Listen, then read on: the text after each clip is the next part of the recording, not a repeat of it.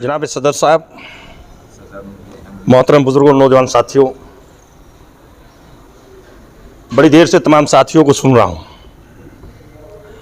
वक्फ की ज़मीन का यहाँ पर चर्चा हो रहा है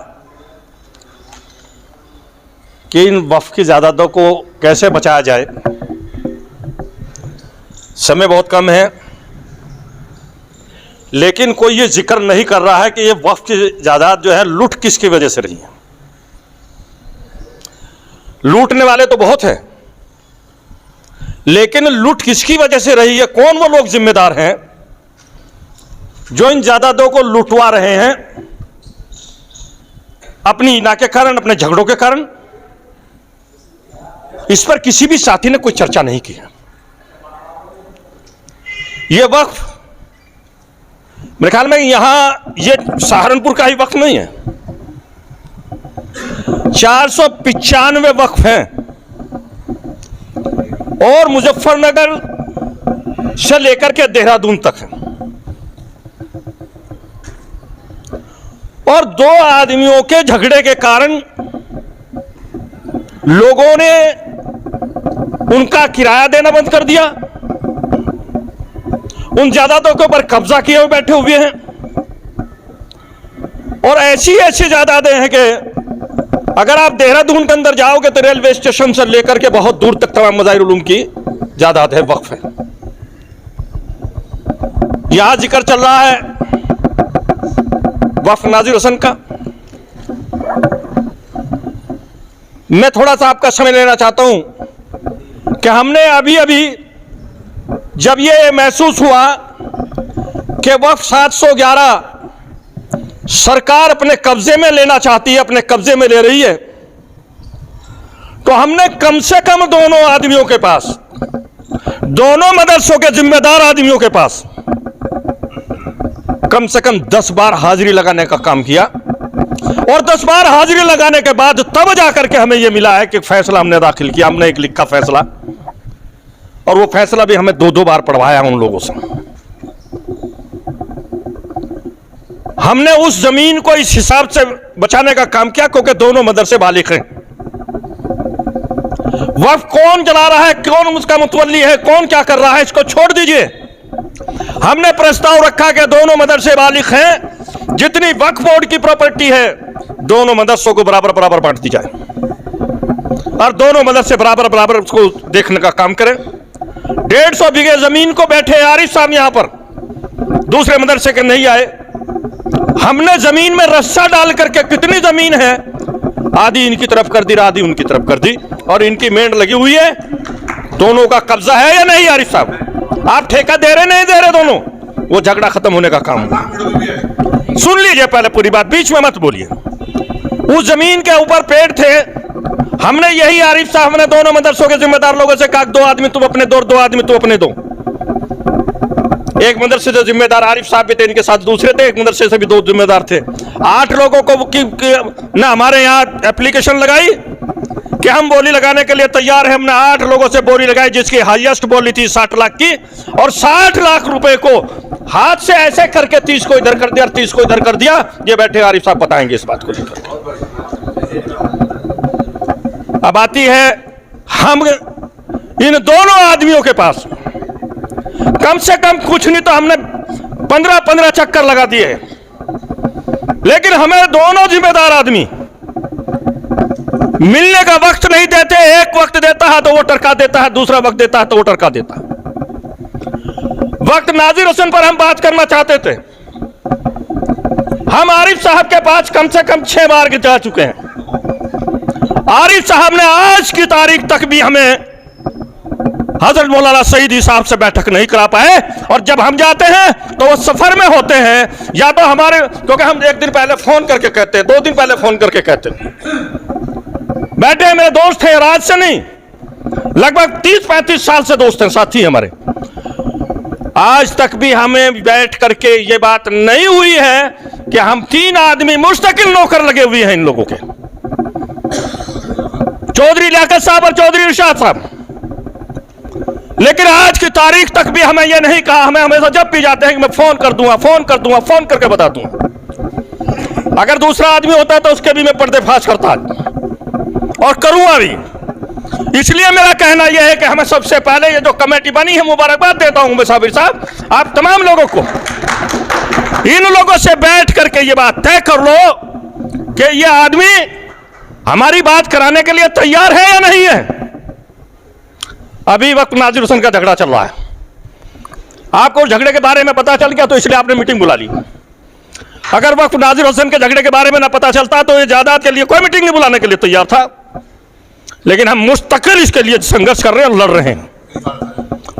अभी जिन दुकानों का आपने जिक्र किया, एक की रसीद बना दी 2011 में और एक की रसीद बना दी 2018 में। एक को किराएदार बना दिया 2006 में। अब 6 में किसने रसीद काटी?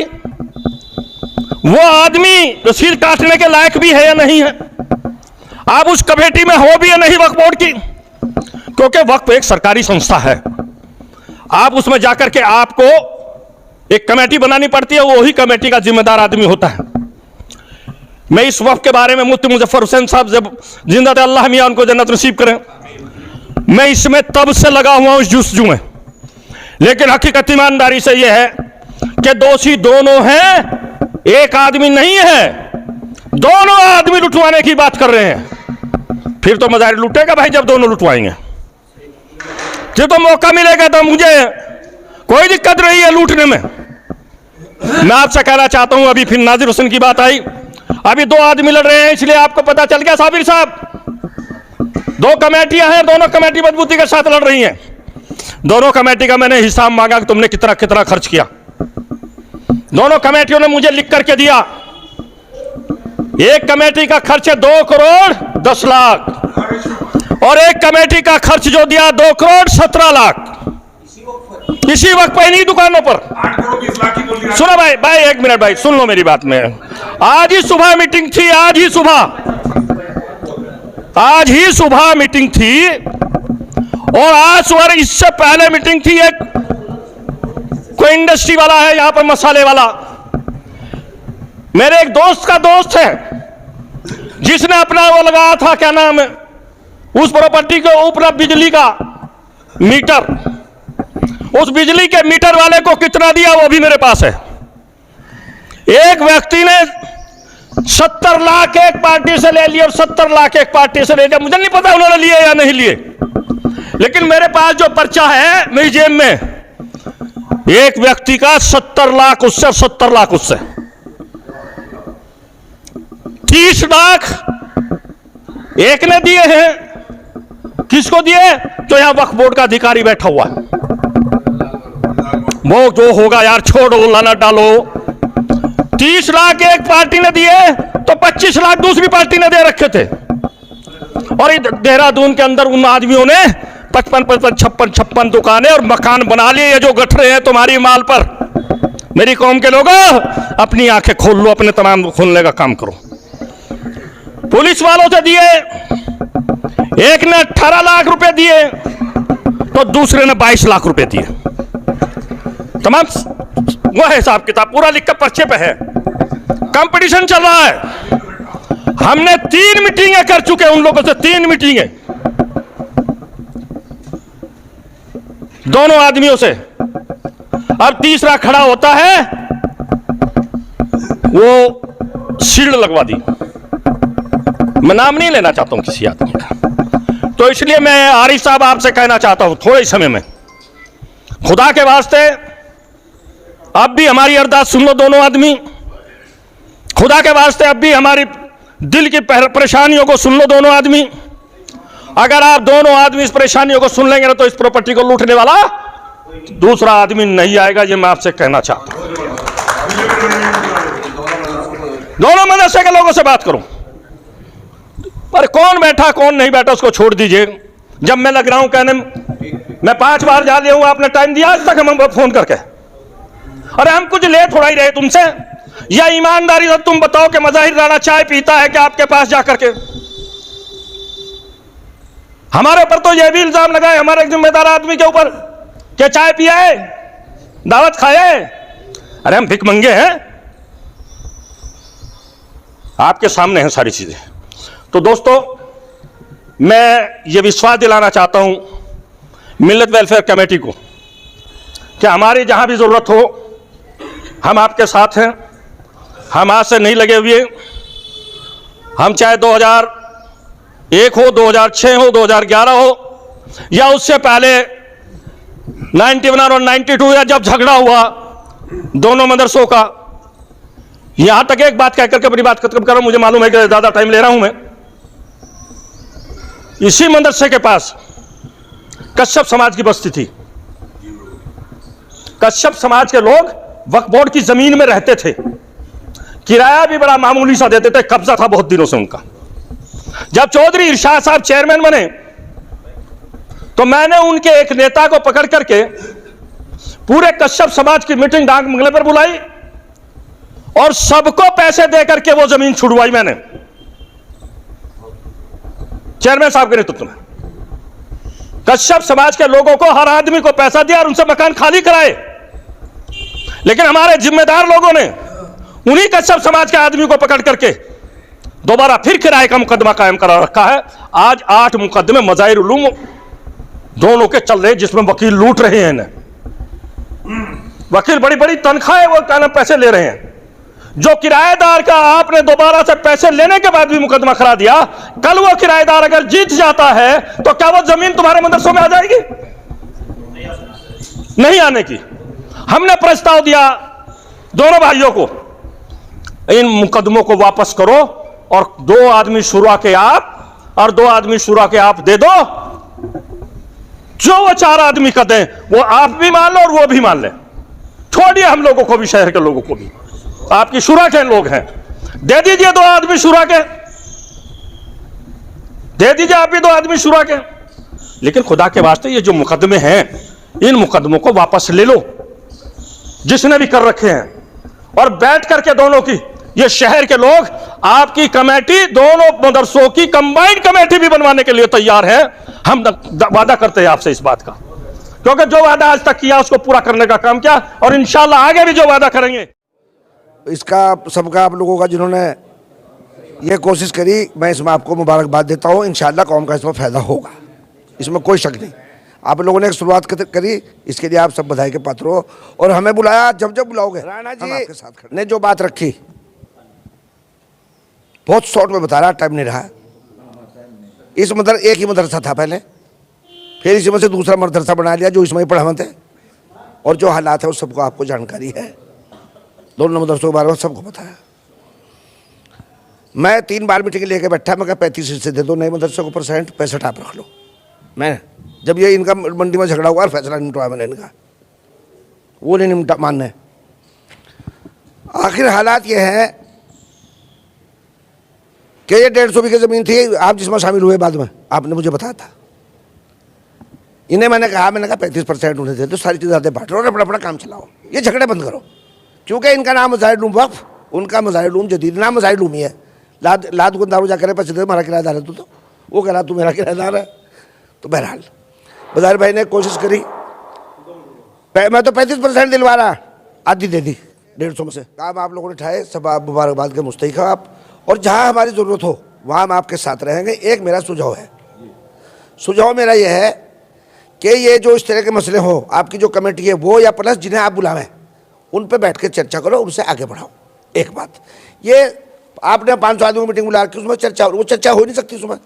वो तो आप बात कर रहे हैं, वो उनके मतलब की बात नहीं है। जैसे आप इतना इन्होंने गुस्से में बोल दिया, इतना मैं तो उतना कह नहीं पा रहा ना, टाइम है। इन्होंने पिछड़ों ने बात बताई, उसमें इन्वॉल्व रहे, इन्हें पता है इस बात का। मेरे पास इससे मोटी कहानी और सब युग हो गए। हाँ बिल्कुल सही कह रहे हैं आप। अस्सलाम वालेकुम। बहरहाल खुशी की बात यह है कि ये एक चिराग जलाया है। मैं ये सोच रहा था कहीं ये टिमटिमा के बुझ ना जाए, लेकिन आज की आप लोगों की मोहब्बत और जज्बा खिदमत का देखकर मुझे उम्मीद नज़र ये आ रही है कि ये चिराग बहुत बड़ी रोशनी देगा हमारे ज़िले को। और इंशाअल्लाह जो मिशन हम लोग लेकर चले थे, कमेटी हमने बनाई है, बाकायदा रजिस्टर्ड करा दी है। और इसका हमारा एम जो था वो ये था, जहाँ से हमारी ये शुरुआत हुई और दिल में एक कसक उठी थी वो था इस्लामिया इंटर कॉलेज बॉयज़। शहर के किसी आदमी की पता नहीं उस पर नज़र नहीं जा रही थी। इत्तफाक है मेरी नज़र उस पर गई। लकड़ी की ट्रॉली उसकी फील्ड में खड़ी हैं, वहाँ मेले लग रहे हैं और वहाँ कारों का जो है पार्किंग बना दिया गया। क्या कौम के आदमी जो हमारे सहारनपुर के लिए इसको वक्फ कर दे गए थे ज़मीन को, इसलिए नहीं दे गए थे, इसलिए दे गए थे कि तालीम का यहाँ दरसगाह बनेगी और ये तरक्की करेगी, लेकिन वो तनज़्ज़ुली की तरफ जा रही है। आप लोग शहर के जितने इंटर कॉलेज और हैं उनसे उसका अगर मवाजना करोगे वहाँ का रिज़ल्ट क्या है, तो अल्हम्दुलिल्लाह हम लोग पीछे निकलेंगे।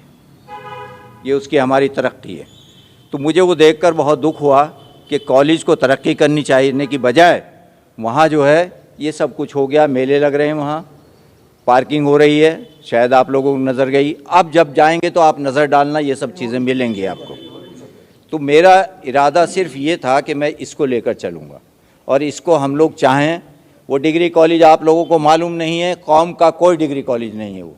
वो जेब ख़ास का डिग्री कॉलेज जो इस वक्त वहाँ मैनेजर है उसका है, उसका है, वो समझ लो। तो अभी मत बोलो किस तरीके से बना वो आप लोगों को नहीं मालूम। वो कॉलेज की जगह एक सोसाइटी बनाकर उस सोसाइटी को लीज़ कर दी, उस सोसाइटी से एक और ख़ास बिल्कुल अपने घर की सोसाइटी बनाकर उसको लीज़ कर दी। इस तरीके से उसको हड़पने की कोशिश। तो मेरी नज़र तो वहाँ थी। आप लोगों को ध्यान हो, मैंने एक जद्दोजहद करी और अपनी जेब ख़ास से पैसा लगाया, वहाँ एक बैंक का काउंटर खुलवाया था मैंने। कॉलेज को हम लोग बेनिफिट करें। आज उस हॉल में जो पैसा हमने लगाया, समाज का पैसा लगा, और बोर्ड किसका लग रहा? मैनेजर के वक्फ का। भाई उससे वक्फ से पूछो आप लोग जाकर कि कॉलेज को क्या किराया दे रहा वक्फ। जो वहाँ बोर्ड लगा दिया, भाई वो ट्रस्ट की जगह थोड़ा ही है, वो तो कॉलेज को फ़ायदे के लिए हमने बनाई है, तो वही उसको किराया। तो ये सब चीज़ें हैं, तो इस पर मुझे तकलीफ़ हुई और ये मतलब ये सिलसिला शुरा चंद साथी मिले और ये हमारी बहरहाल कमेटी बन गई।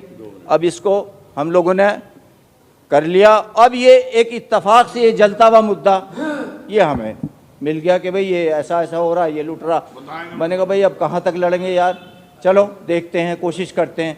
उस सिलसिले में ये मैंने कोशिश करी। चूँकि सारे सुझाव आ चुके हैं। इस्लामी इंटर कॉलेज की जहाँ तक बात है, जब शुरू में इसकी मैनेजिंग कमेटी बनी तो उसका मेंबर मैं भी रहा हूँ। पहले झगड़ा चला, बहुत लंबा झगड़ा चला, लेकिन अल्लाह बख्शे और उन्हें जन्नत नसीब फरमावे। एमपी साहब को, मंसूर अली ख़ान साहब को, उन्होंने दोनों ग्रुपों को बिठा के फ़ैसला किया और वहाँ वो कमेटी बनी। और उस कमेटी में मैं जब तक रहा हूँ, तमाम कॉलेज की जो ग्रीसनेस थी और मरम्मत थी वो सारी मेरे ज़माने में ठीक हुई। जितने भी अपॉइंटमेंट हुए वो भी मेरे ज़माने में हुए, लेकिन जितनी ईमानदारी से काम हुआ वो सिर्फ मेरे टाइम में ही हुआ। उसके बाद में सब गड़बड़ होती चली गई है। सिर्फ एक टर्म मुझे मिला है। आगे उन्होंने देख लिया कि भाई ये ईमानदार आदमी है, इसका यहाँ कोई काम नहीं है, तो आगे मैं उस कमेटी में नहीं आ सका। जहाँ तक इसका वक्फ का मामला है, ये तो है ही जो 322 का मामला है, लेकिन इससे भी गंभीर मामला जो है मानक मुँह का है।